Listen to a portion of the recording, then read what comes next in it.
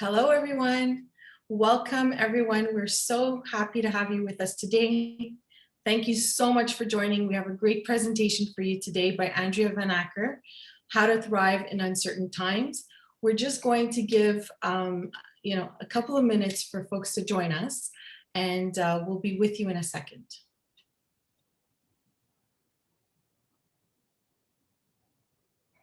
We see people logging on. Got such a nice group today.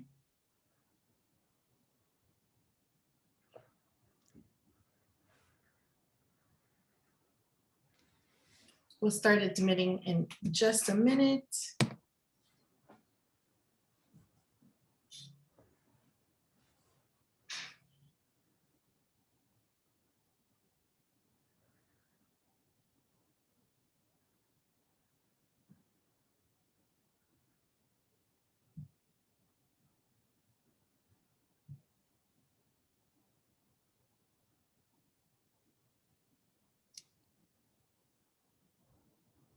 Perfect.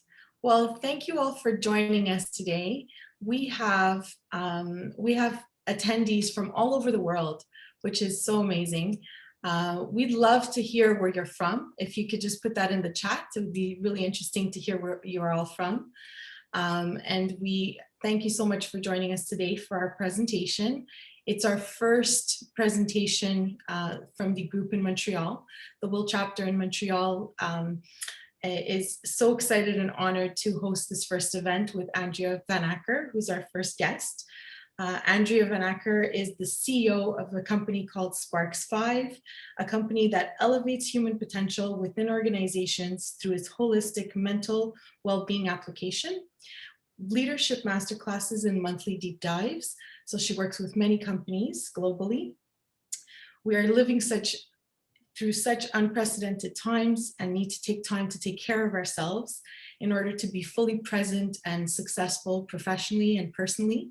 We all know it's really difficult to find balance. So Andreea will be presenting to us the 5 key pillars of fulfillment and human resilience to help us thrive.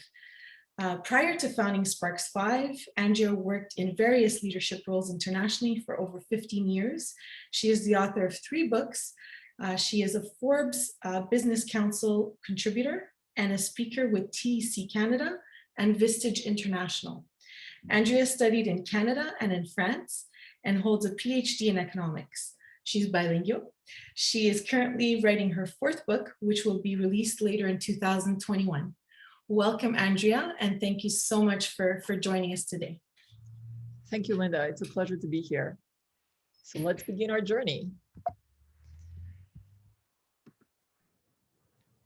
I have a joke here from Dilbert that says, Alice, do you have any valuable career advice? Well, work so hard that it destroys your health and crowds out any chance of having a personal life. Well, wouldn't that make me unhappy? Well, you didn't ask for happiness advice. Does it resonate to some of you out there, particularly with the pandemic, which has been very, very struggling for all of us? What's happening actually is that many of us are carrying this weight of frustration and anger and regret and self-blame because we're trying to juggle so many facets of our lives. And at the same time, we're realizing that it's quite a struggle and quite challenging to achieve a point that brings us happiness. And when we talk actually about happiness, many of us do not actually find happiness in the present moment, but rather are going to make their happiness conditional on a future event. And often you would hear someone say, well, when I get that promotion, or when I get that special project, or when I get that house, you can add anything here in the blank, I will be happy. And the reality is that often what psychologists have actually realized is that we sometimes make goals for ourselves, or we set objectives thinking that it would actually bring us happiness once we achieve them. And once we're actually there, we often realize that we're not as happy as we actually thought we were.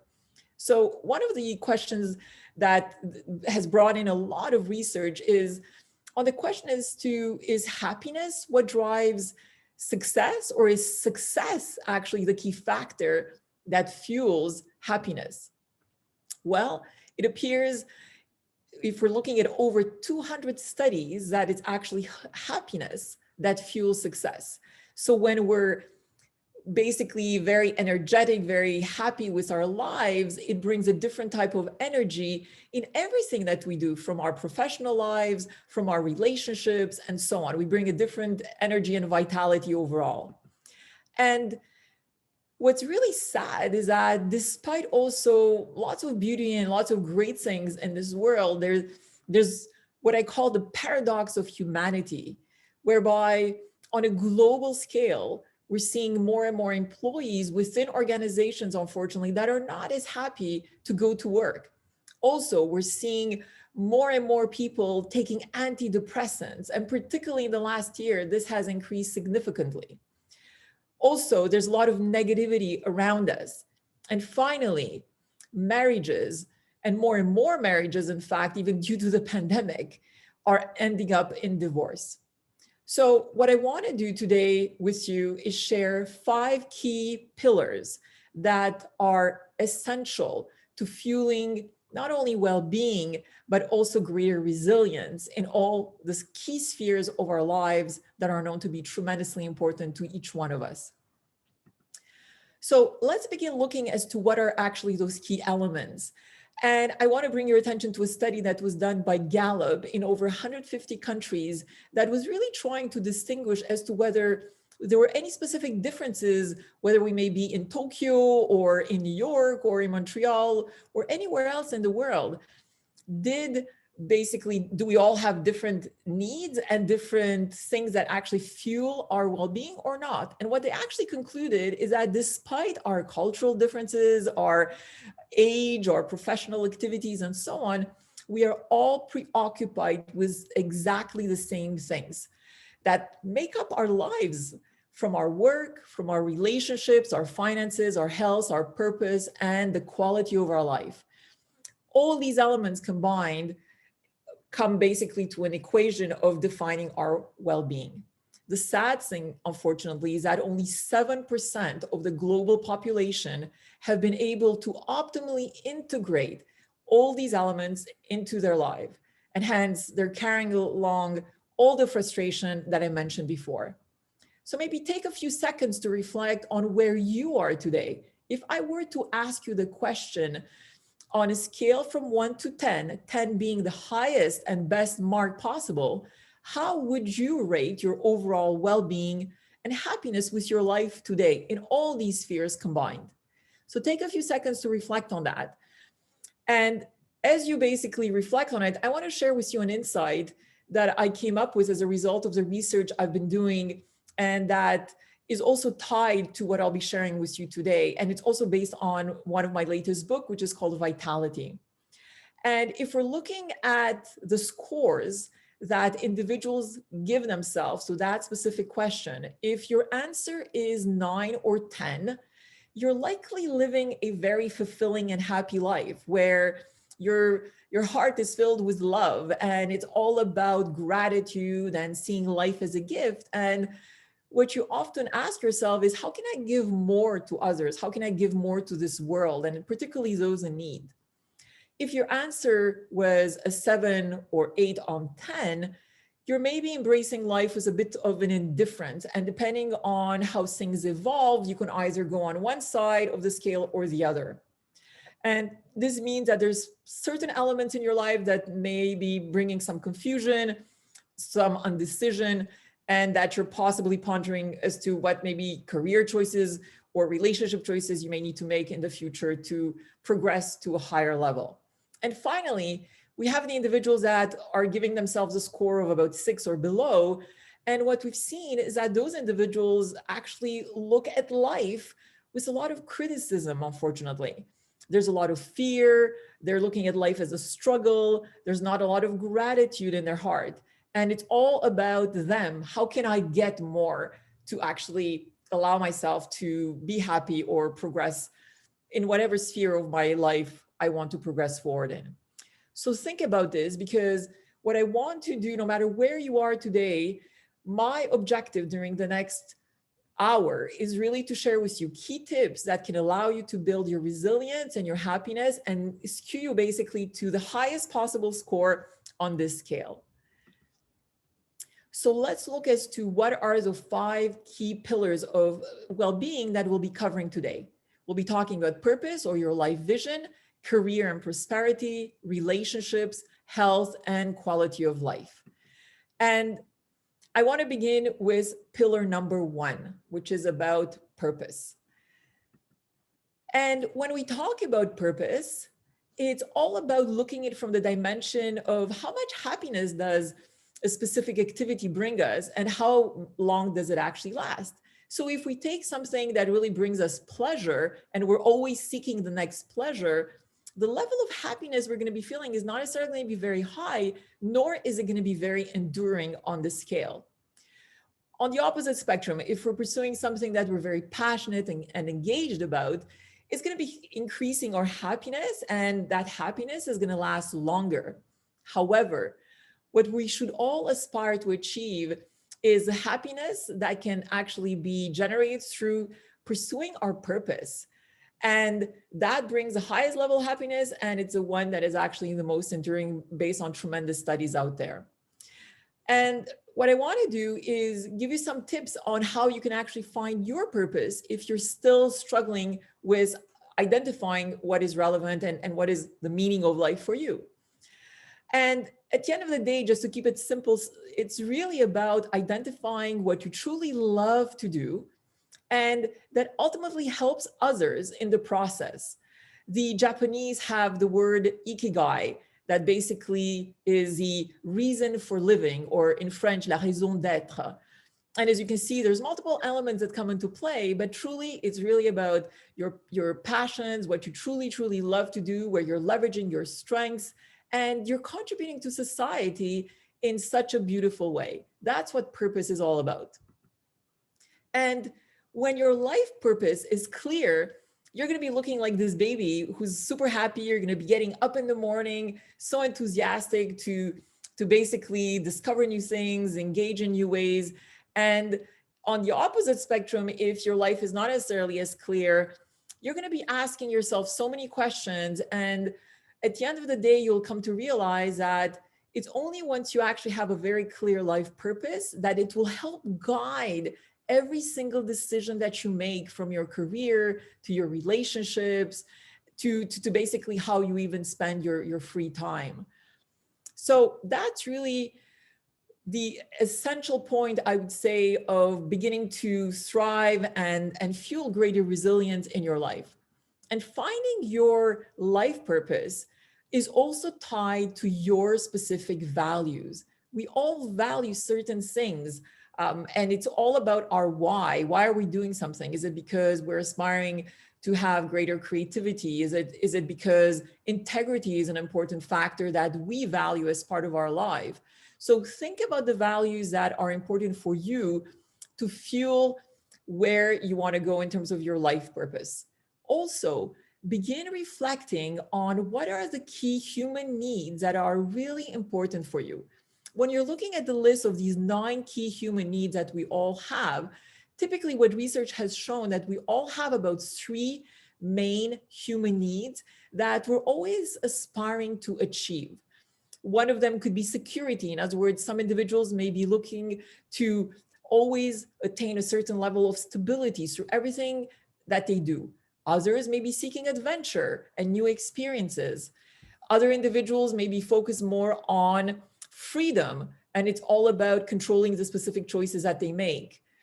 Some other individuals may value exchange. In other words, it's all about collaboration and how can they get involved in activities that fuel and foster collaboration. Others may be more focused on seeking greater power or responsibility because it's something that is really important for them. Some other individuals are focused on expansion, to become a pioneer in something. When you think about Elon Musk, he's absolutely a pioneer in every sense of the word. Others may be looking at belonging. In other words, they want to be accepted and be part of a group.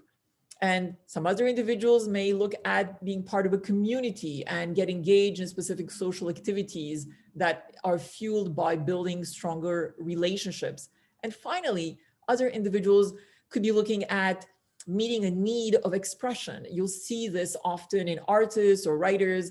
As Linda mentioned, I've written 3 books. So as you can see, one of my needs, and I'm writing actually my 4th book right now, is expression. Another one of my need is adventure. And I can tell you, or I can share with you a story through all the functions that I've had in the past. What I've come to realize is that because I'm always aiming to meet these specific human needs that are so essential to me, I need to have greater self-awareness of what were the needs that other individuals that I was interacting with also had, because that fuels a different kind of conversation.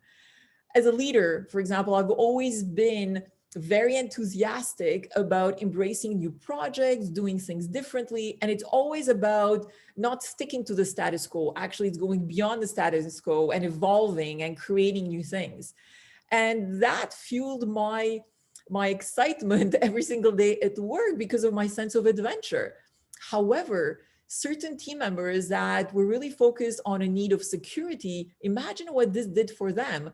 Those new projects and activities that I was super enthusiastic to pursue was actually creating tremendous stress for them. So it's important that we reflect not only in understanding our own needs, but that we also become more self-aware of what are the needs of the individuals that we have in our lives, professionally or personally, to truly engage in different kinds of conversations. And once we actually do that, it can bring us to a different level of perspective on life. For example, my perspective on life changed completely, and I'm not really sure how many of you in the audience have kids, but when we basically had our first daughter, Beatrice. It inspired me to a point that I actually wrote my first book. I created a new word, successionality, by combining success and personality. And my focus on ensuring that she would be successful in her life. And as I was watching her grow, that's really what I wanted to teach. And that led ultimately to the creation of one of my first companies and different programs that we basically shared across many, many different organizations. And that also led to my reflection on the United Nations 17 sustainable goals that we're all working towards achieving through efforts from governments or corporations and so on to tackle all these specific challenges that we still have, unfortunately, out there in the world. And that basically led to my own involvement in so many spheres, including even the creation of Sparks 5, that actually has allowed us from day one to create a purpose-driven organization whereby we share a portion of our profits to plant trees, to donate meals to local food banks, and also to support education for underprivileged kids. So as you can see, these aspects are part of the SDG goals. And that became very important for me. And then, of course, I started getting involved in various board of director functions in philanthropic causes that were really tied, I would say, to my overall life purpose that was really about contributing to this world in a new way. And today with Sparks 5, we're all about elevating human potential. And my journey, and what we also need to understand, is that our life purpose can actually evolve with time. It is absolutely natural that we may have a purpose that resonates for us today, but life circumstances can bring us potentially to new heights and new levels. As an example, a couple of months ago, in fact, 6 months ago, I actually had brain surgery. And that, of course, turned my life upside down. But my passion for what I do at Sparks 5 and my desire to elevate human potential is actually amplified, I would say. And I'll be writing my first book on that journey that will be coming out in the next couple of months. But as you can imagine, my involvement now is going to be very much focused on certain medical spheres, particularly that relate to neurology, and that's really how I'm going to be getting involved in other new activities because of the journey basically that I've been going through over the last couple of months.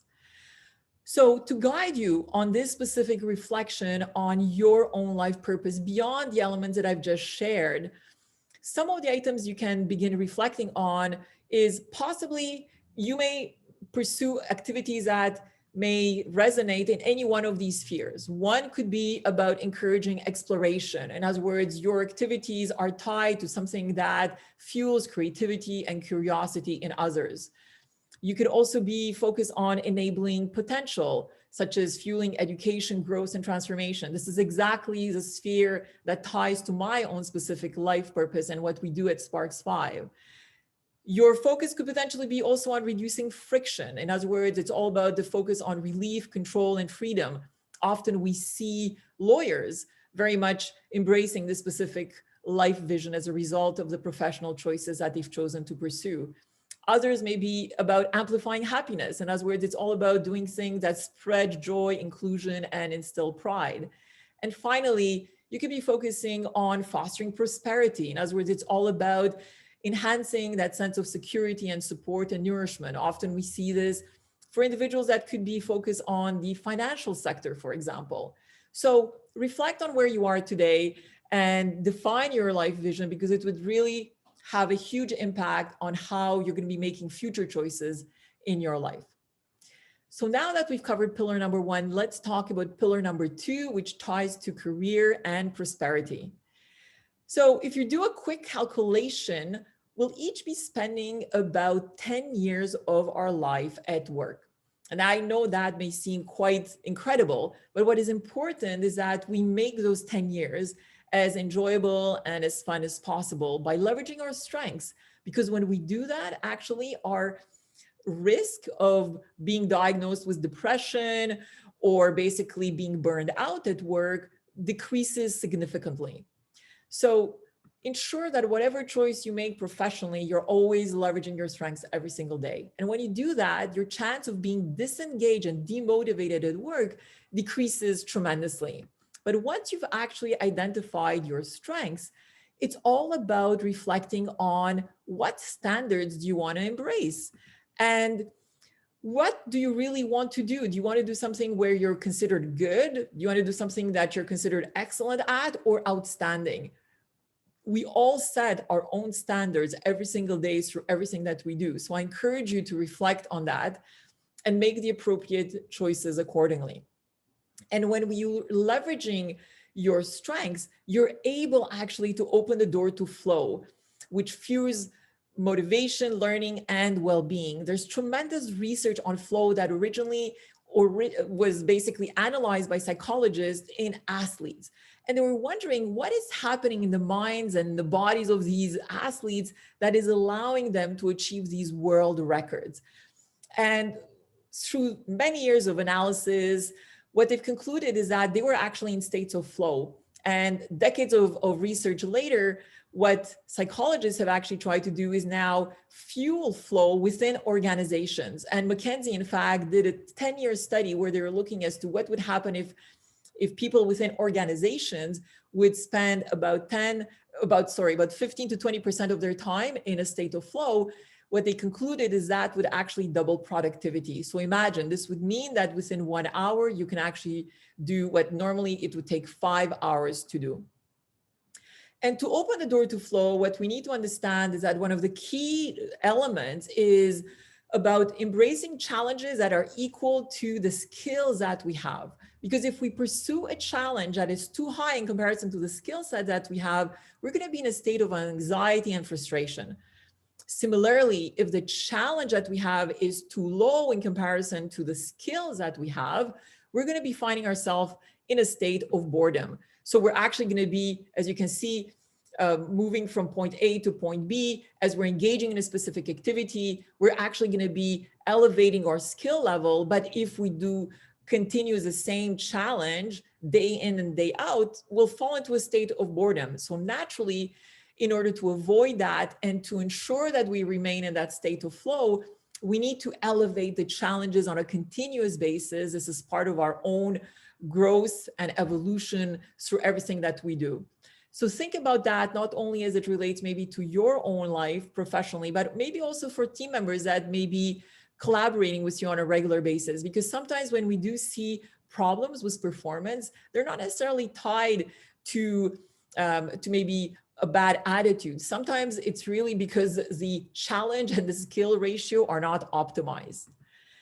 And the reason why this continuous evolution is so essential is basically tied to a lot of research that is in these wonderful books that were published a couple of decades ago, and from Good to Great to Built to Last. I was curious recently to identify from the 50 companies that were really identified as being phenomenal in so many regards, how many actually decades later were still here today? And surprisingly, the list of companies that have either disappeared, are no longer on the S&P 500 list, is actually much, much greater than the list of companies that are continuing to strive. And as you can see, companies like Walmart, Intel, Merck, and 3M, and Johnson & Johnson, yes, they're still continuing and striving and everything's going very, very well. But it's once again testament to the need of evolution in everything that we do. So as I mentioned before, the second pillar is also tied not only to how we look at our careers, but it's also linked to prosperity. And on that specific topic, I want to share with you these quotes from Epicurus, who basically state, not what we have, but it's what we enjoy that constitutes our abundance. And do not spoil what you have by desiring what you do not have. Remember that what you now have was once among the things you only hoped for. So this is so true. And the reality is that based on analysis by psychologists, we're all faced with what is called hedonic adaptation. In fact, anything that you may desire today, from let's say having a specific job, a great new car, you're going to be desiring that. And once you actually get it, what would happen, you're going to go through a phase of adaptability. And it's going to ultimately lead to an element of unhappiness. And what you once desired so strongly, you're now going to start desiring something else. This is absolutely natural. At the same time, we need to understand that it's not necessarily things that bring us happiness, and that in fact, it's how we perceive certain situations that actually maximize our happiness. In fact, research by Sonia Lubimarsky indicated that 50% of our happiness is genetic, 40% is about our personal perspective, and only 10% is about life circumstances. In other words, things that emerge in your life that are completely out of your control. So to give you some tips on how you can increase your happiness as you set specific goals, financial goals or career goals, I want you to distinguish between the means goals and the end goals. So to give you an example, when we talk about means goals, often we would say our goal and we can continue that goal so that. So as an example, you can say, I want to have that specific job, or I want to increase my salary so that I can potentially buy a bigger house, a bigger apartment, a new car, or whatever it may be. When you actually define your goals in terms of end goals, you actually end up controlling the final results while enjoying the journey. So let me give you some examples of how we can transfer means goals into end goals. If one of the statements that you're making today is, I want to be admired by my team, as an example, as you can see, being admired is completely in the hands of others, and it's completely subjective in some cases. What you can do actually is set a goal that states, I want to be the best leader that I can be. You can do that in the same way. I want to be the best parent, the best husband, the best wife I can be. And all of a sudden, you're already feeling the sense of control that you have, because now you can make the right choices, choose how you truly want to be, and act in specific situations to actually be that best version of yourself. Another example of a means goal is when we say to ourselves, I want to have the highest performing team in the company. But imagine you actually switch that to an end goal that actually states, I want to use my strengths to help my team grow. So once again, I want to use my strengths, or I want to become a better parent, as an example, to help my family grow, to help my children grow. As you can see, you can easily define end goals that are inspiring and will motivate you to really shift as to how you look at things in order to take more control over your life. And while you do that, make sure that you let go of perfectionism. What we're seeing in the days, particularly as a result of the pandemic and the World Health Organization, when we're looking at the latest studies on how many people are suffering for mental wellness and mental health issues, we can begin tying the pieces actually to perfectionism. And actually there's decades of research on this that ties perfectionism to anxiety. So in fact, the excessive standards that we set ourselves every single day are fueling our own anxiety and frustration. So it's really more about embracing vulnerability and to begin rather to focus on how can you thrive in a healthier way, because by doing that, as Brené Brown has said, this actually is all about how can I improve myself as a human being. And perfectionism, unfortunately, is about others. And it's all about what will they think? How will they judge me? How will they rate me? So let go of perfectionism, particularly in this uncertain time with the pandemic. We really have to be more gentle with ourselves and have more compassion and allow ourselves to be more vulnerable to navigate this world and this lifetime with more ease. So let's now talk about pillar number 3, which is about relationships. And one of the most important relationships that you will ever have in your life is the one with yourself. And that means that we need to practice more self-love and appreciation and self-compassion. I really love this quote from Warren Buffett, who basically said, when you get at my age, you'll really measure your success in life by how many people that you want to have love you actually do love you. And one of the advice he has is that we should all embrace becoming more lovable. And it's so true. No matter how much money he has and no matter, what he can buy with that money, the reality is that when it comes to relationships and love, we cannot buy that. And what he said has been actually reinforced by the grand study of Harvard that was looking at individuals over a 75-year time span. And they wanted to understand what actually fueled some of the successes or challenges of certain individuals throughout their lifetimes. And what they came to realize actually that relationships are so essential to our well-being, and they protect our bodies and also our brains. And what they also concluded, and this is very relevant, particularly in the context today with the pandemic, is that isolation kills. And in fact, the impact of isolation is as negative as excessive drinking or smoking.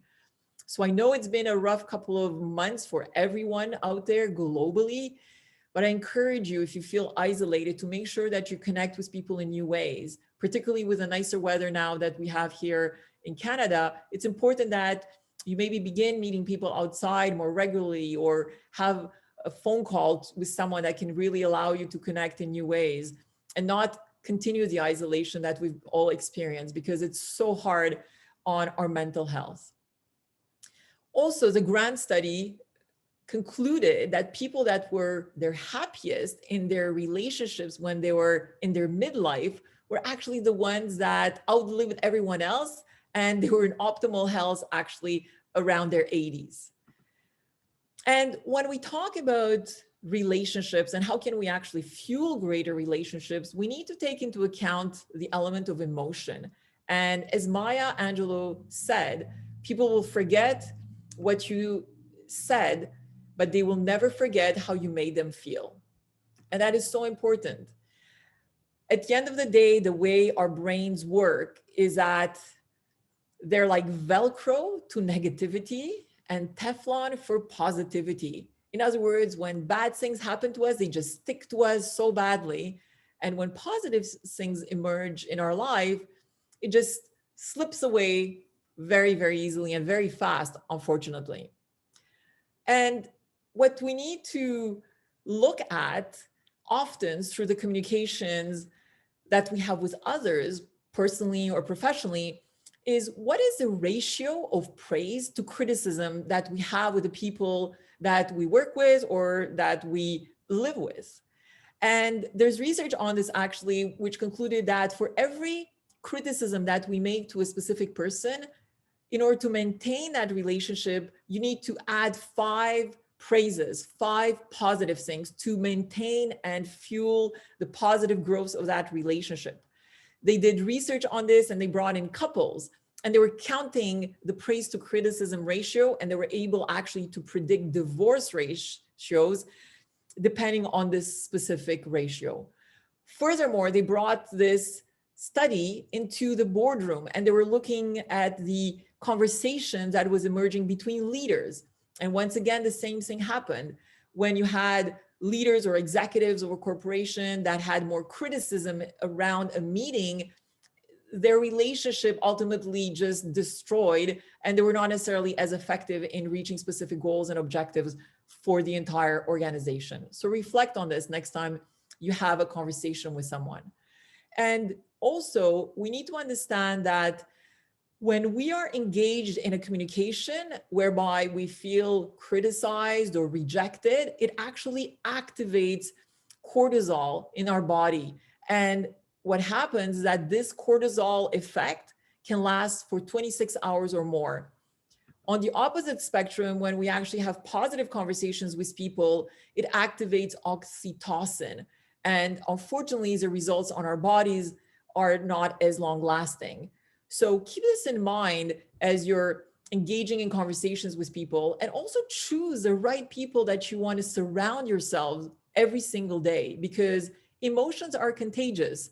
And we've known this for many, many years. If you surround yourself with people that are positive and have high vitality and energy, it will actually become contagious. And the opposite is also true. So make sure you choose the right people to walk basically on this journey of life together with. So now let's look at pillar number 4, which is all about our health and our growth. And often you may ask yourself, well, how many thoughts do you think an individual actually has per day? And particularly if you're feeling now with the pandemic, a lot of chatter and a lot of bad thoughts, well, it turns out that we all have about 70,000 thoughts per day. But the reality and the sad story is that 80% are negative. And we're programmed to actually survive versus to thrive as human beings. In other words, the fact that our species has survived for so long is because we are always on the lookout for those challenges and for that lion that could potentially come and eat us alive. And hence, consequently, why we're always basically in this high alert state. And once we actually understand this, we can then tie it to how we react to specific instances of stress. And research done by Elizabeth Blackburn that actually won the Nobel Prize indicated that stress impacts us at a cellular level, causing disease and premature death. In fact, what this means is that when you're looking at your DNA, at the tips of the DNA, you actually have, sorry about this, what's going on? At the tips of your DNA, you actually have what is called telomeres. Telomeres are almost the equivalent of the plastic tips you find on your shoelaces. And imagine that with every instance of stress, that telomere is basically just decreasing and decreasing and decreasing. And that's ultimately what causes disease and death. So once you actually understand that, we can begin our self-awareness of how we actually feel in those moments of high stress. In fact, the research by the HeartMath Institute in the last 20 years has indicated that when we're in the state of frustration, anxiety, and worry, our heart rate variability will actually be completely erratic, as you see here in this chart in red. And what happens during those states is that our cognitive ability is completely compromised. In other words, we cannot make proper decisions, we cannot memorize information effectively, and we basically do not lose a little bit our reasoning skills. On the opposite spectrum, as you can see in the chart below, if our heart rate coherence is optimal, and all this is caused by feeling positive emotions, appreciation, and love, and feeling cared for, this is a state when actually our cognitive performance is at its best. We can make the right decisions, we can think clearly, and memorize information much more effectively. And when we're looking at the reality that most of us nowadays working from home are often in back-to-back video conferencing meetings, research that Microsoft came up with very recently was indicated that when we're avoiding those important breaks between these virtual meetings that we all have, it actually fuels our stress level. And just taking a small break in between can actually make a huge difference throughout our day.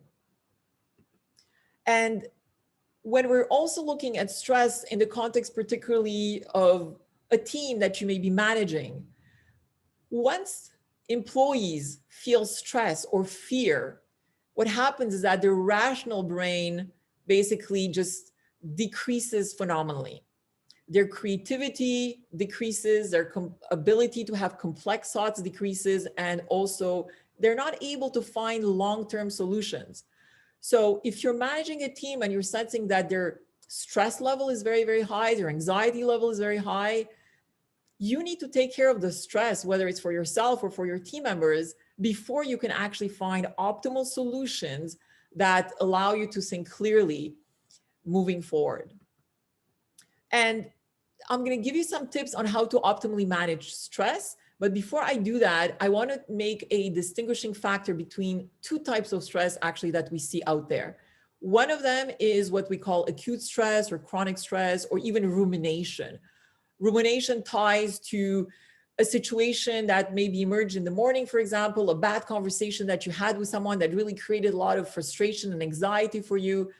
And rumination emerges when you're continuing to think about that same situation, that same conversation over and over and over throughout the day and the following day and so on.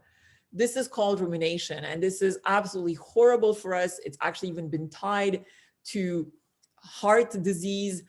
It's absolutely horrible. And as you can see, the list of symptoms when we amplify our stress is huge, from insomnia to irritability to headaches and so on. And the rumination that I just spoke about, the body actually, when you've lived a situation and all the negative chemicals that are maximized, the cortisol that I was talking about earlier, as soon as you rethink the situation or you explain it to someone else, you're ultimately elevating once again the cortisol level within your body. And it just amplifies one single situation or a conversation that lasted 5 minutes. You're now amplifying the negative effects on your overall body. On the opposite spectrum, we have another type of stress, which is called good stress, or psychologists call it eustress or flow.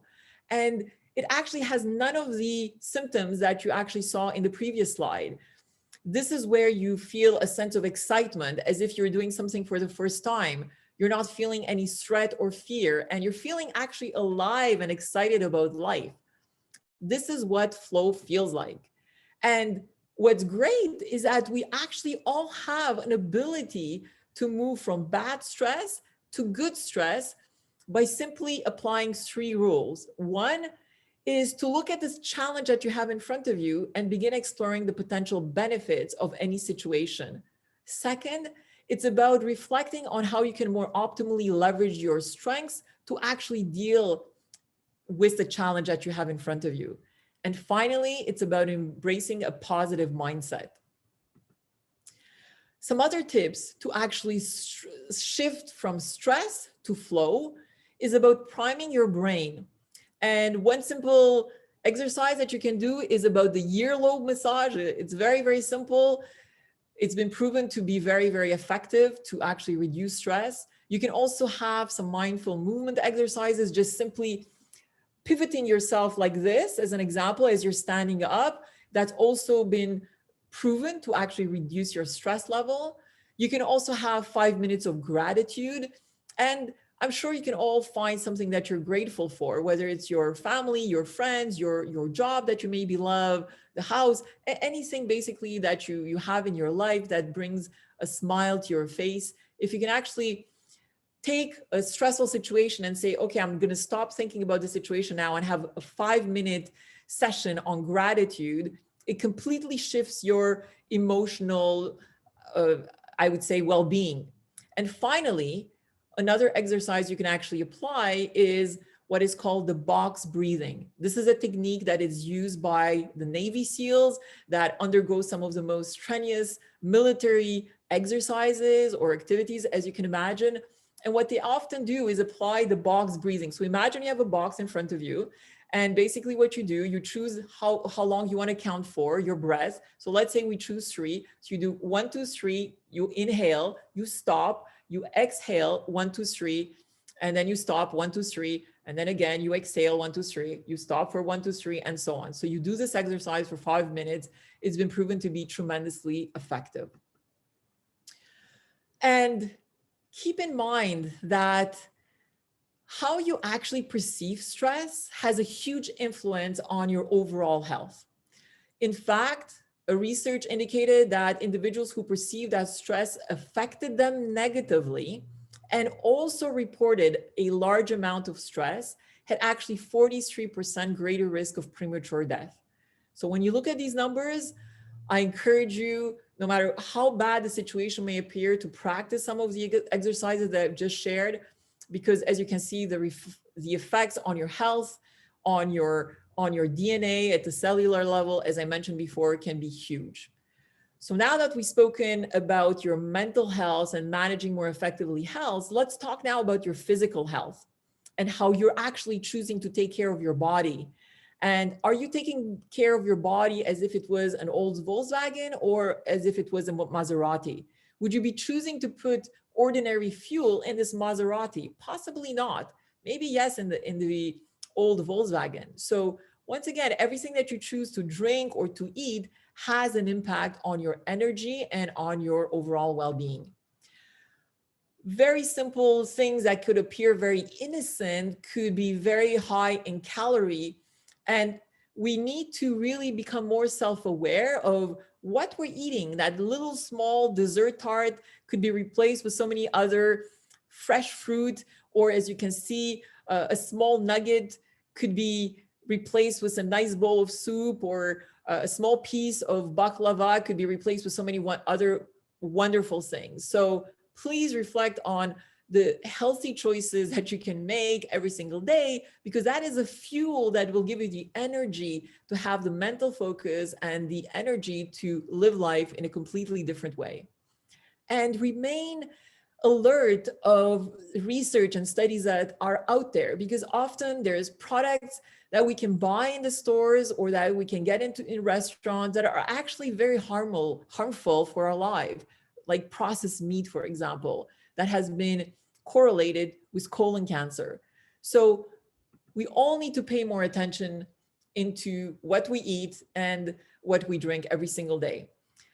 The good news as well is that if we are active through different activities, from swimming to dancing to running to high interval intensity training to even meditation, all these activities actually allow us to reduce the deterioration of telomeres at the cellular level, as I mentioned earlier, and that basically allow us to be healthier. So even if you've had a very, very stressful period in your life, as long as you are able to remain physically active, it has been proven to actually reduce the negative impact on your overall health. So please keep that in mind. And finally, ensure that you sleep enough. Research by University of California indicated that inadequate sleep exerts a similar influence on our brain as drinking too much. So the recommended amount is actually 7 to 8 hours per night, which means basically that you may need to actually be in bed because of the different cycles that we have throughout the night for an extra half an hour to 60 minutes. So keep that in mind in order to really be top of mind, and take breaks as much as you can. The ultradian rhythms that we all have actually allow us to only be at our best in terms of performance for a limited amount of time that normally is maximized to about 90 minutes, following which you're going to get irritable, you're going to have a sense of fatigue that will allow you to basically take that necessary break, where ideally you're not touching any electronics, you're maybe dancing, listening to music, going for a walk, anything that will allow you to maximize your vitality. So think about the key reasons that will allow you to make the right choices, and take accountability to ensure that you're ultimately living a healthy life overall.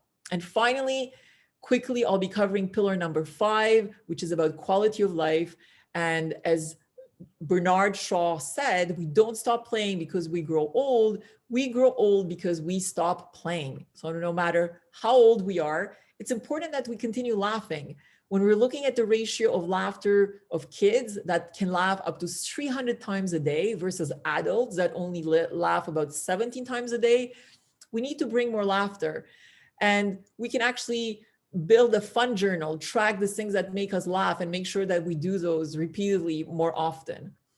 We then need also to search for more beauty in our life. It's so easy because of the way our brains work to focus on negativity, on those graffitis on the walls, on garbage on the street, on kids that are not happy or that are crying.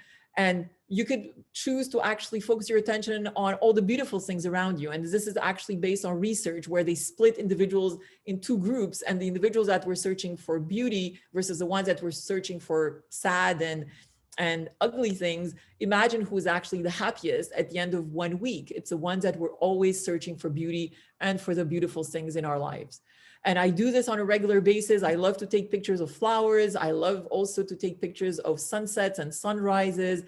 In the middle here, you have a small thing that I came across at this juice bar on a beach in the Caribbean a couple of years ago, or sharing experiences with my daughters that you see here when I brought her to meet Jean-Paul Gaultier at an event at the Museum of Fine Arts. So once again, choose the activities that really bring laughter and fun to your day. And basically that's really concluding the presentation. What I want to, sorry about this, I pressed too fast. What I want to recommend as you're looking at these 5 key pillars of well-being and resilience, it's important that you integrate them in a consistent way in your life. Maybe take each day of the week from Monday to Friday to reflect on any one of these 5 pillars, and make sure that on Mondays, maybe you're beginning your week with a sense of purpose. On Tuesday, you're really revising as to where you are in terms of your career, leveraging your strengths. And Wednesdays, are you calling the right people? Are you connecting with the people that really boost your energy and your vitality? And Thursdays, focus on your health. Have you really taken the right activities and the right things in your life to really allow you to be the best version of yourself? And Friday, as you're getting ready for the weekend, make sure that you have the most fun as possible. So this concludes my presentation. I encourage you to reach out to me on LinkedIn if you'd like. And you can also follow our company's site on LinkedIn, Sparks5, or write to me if you have any questions. And if you do that, I'm happy to basically share with you an e-copy of the book Vitality, which actually goes in more depth on each one of the items that I've just shared with you today to truly optimize your resilience. So Linda, thank you. Thank you, Andrea. Thank you so much. Thank you for your presentation. It was highly insightful. I'm sure we all have a lot to think about. Walking away today, we'll be thinking about these 5 pillars and how we can apply them. We'll be taking a few questions. So I invite you to ask any questions that you have for Andrea. We have a couple of minutes. So we have some nice messages, Andrea, thanking you, saying it was absolutely incredible, learned a lot, would be happy to have an e-copy to share with my family. Very inspiring presentation. Thank you. Thank you so much. As I said, I'm happy to share the e-copy. The e-book is readable on any tablet or mobile phone. So just send me an invite on LinkedIn and be happy to send you a link for that. We have a question from Cynthia. Okay. Any tips or pointers for anyone coping with the added stress of intergenerational trauma? Example, Indigenous. Well, I would say no matter what the stress is, what we need to ensure is that we take a step back, look at the situation, and realize that we control our reaction to it.